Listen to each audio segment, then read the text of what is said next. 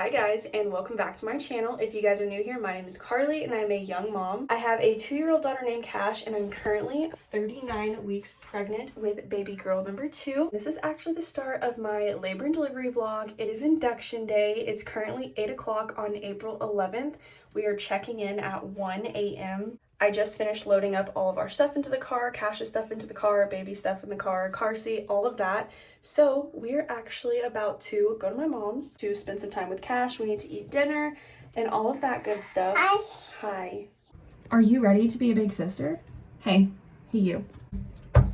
Hey, are you ready to be a big sister? Are you? She hasn't decided yet, I guess. So I have everything in the car. I'll show you guys. Hang on just a second. So I put in baby's car seat. This is actually Cash's old car seat, but we're using it again because it's not expired. So I installed this. We got our bag, Cash's car seat. And then I hope all of our stuff, snacks, my hoodie for later. Yeah. Everything I think is packed up.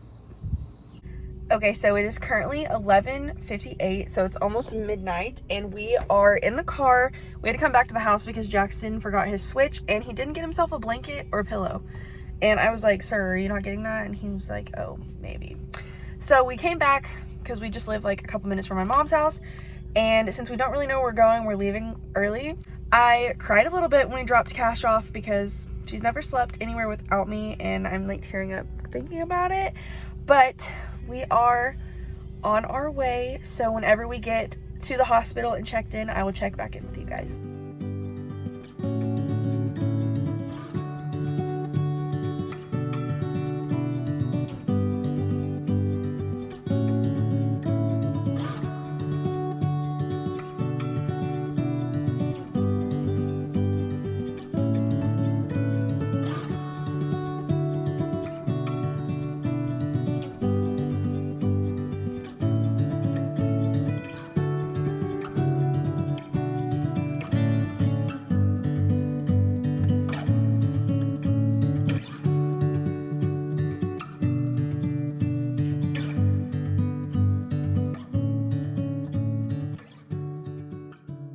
So we're all checked in, and the noise is coming out of this remote, so it's really loud, but I got my IV, which was not fun because they blew a vein and then they missed a vein. So I got it in this hand. I'm started on my antibiotic and fluids, and it's 2:30 in the morning, so we are going to bed. I am still just dilated to a 1-ish. So they actually started me on Cervidil, and they'll check me again, I think like 7, I'm not sure, but anyways, it's 2:30 in the morning, so we are going to sleep, and I will see you guys when something crazy happens. Good morning. It's currently like 9:30, but I am exhausted. I'm actually about to just like take a nap, but I was gonna give you guys an update. We ate breakfast. My IV kind of hurts, but it's fine. They started me on Cervidil, and they're gonna pull that at like 1 o'clock, I think, and then start Pitocin then. So they're not checking me or anything until they pull the Cervidil at like 1. This girl is not behaving on the monitors, but I'm literally so tired that I don't even care. I'm literally about to just roll over and take a nap. I had a huge knot in my hair this morning from rolling my head. I did not sleep good at all.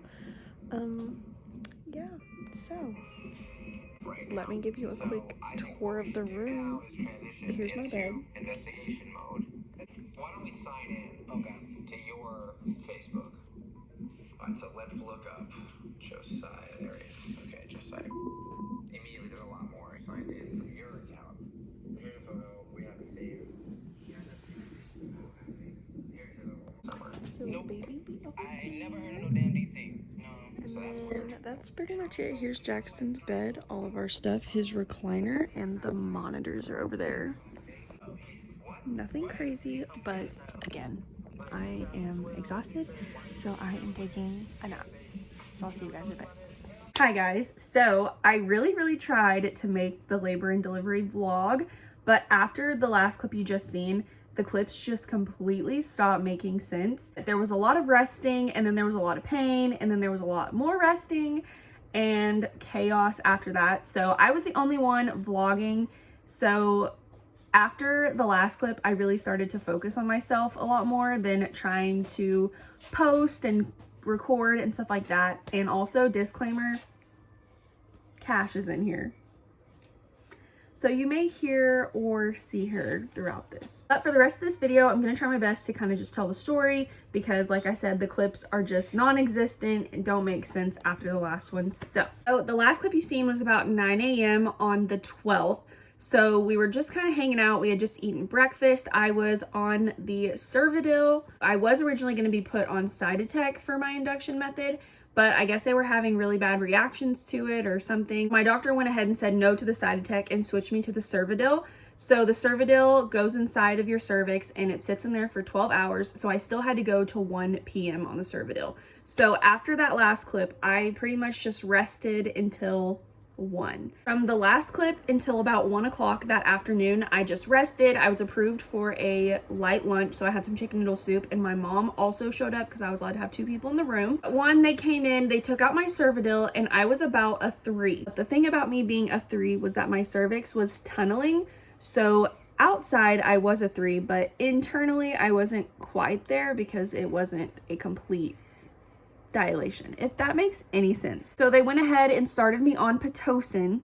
I also can't remember if it was before or after Pitocin we discussed putting in a Foley bulb, because I wasn't, you know, completely dilating or something. I think it was before the Pitocin. I literally cannot remember, but I did not want to do that. I literally did not want a Foley bulb. But then she checked me and said I didn't even need it. So if you know how Pitocin works, it goes up in increments of 2. So you get 2 units, 4 units, 6 units, so forth.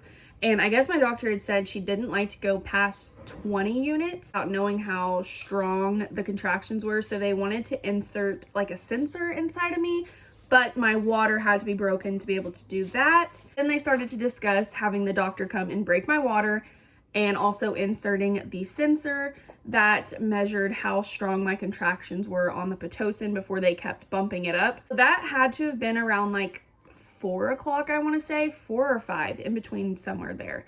My doctor came up, she tried to break my water, but it was really, really painful, so I just asked her to stop. She stopped doing it. She was like, we'll just let you keep contracting, laboring on the Pitocin and see where things go. So I was like, okay. So then the contractions started to get more uncomfortable. So I tried to rest as much as possible. Eventually my contractions started to get really strong. I want to say I got my epidural around 7 or 8. It was definitely dark. I also got Stadol before my epidural again, and the Stadol made me so loopy.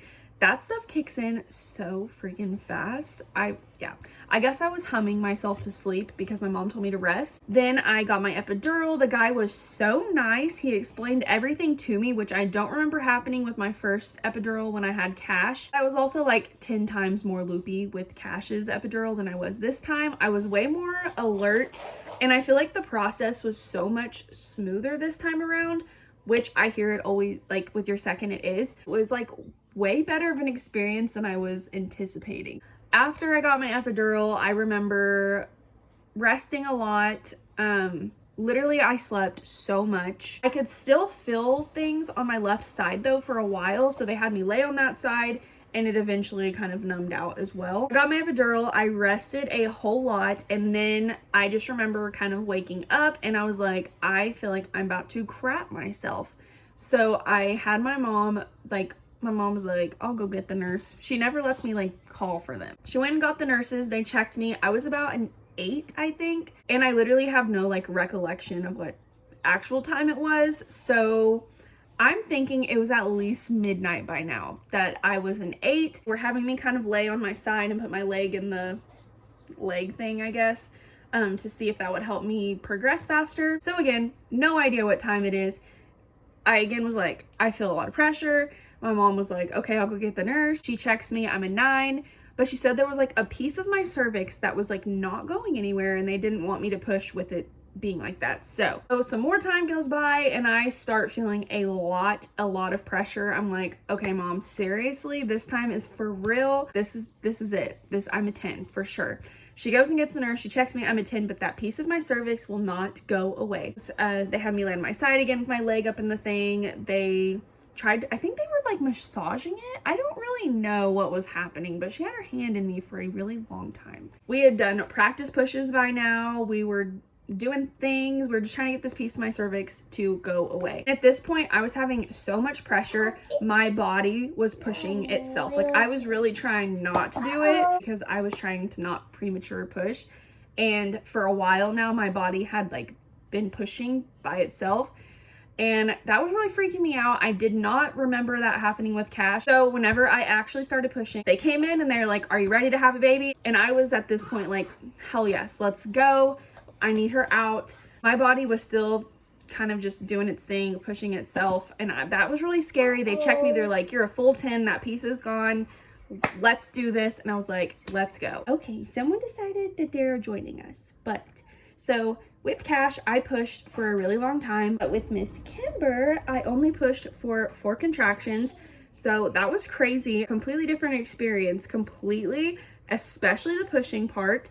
Something that was really weird is I had my epidural, so I obviously couldn't feel, but you can still feel like pressure and stuff like that.